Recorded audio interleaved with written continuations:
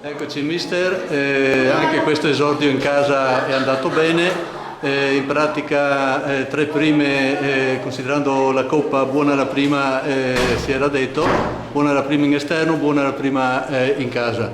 Un 3-1 che però non è stato proprio facilissimo. No, non è stato per niente facile, come ogni partita, per vincerla bisogna lottare dal primo al primo minuto e i ragazzi l'hanno fatto e quindi sono stati bravi a portare a casa la vittoria.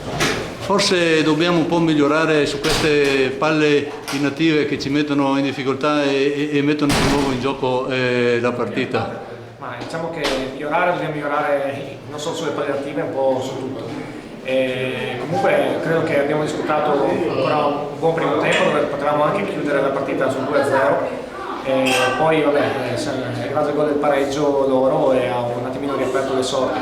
Secondo tempo però credo che insomma, abbiamo un attimino gestito meglio rispetto a domenica scorsa e poi dopo che sono rimasti in 10 diciamo, non abbiamo rischiato più nulla.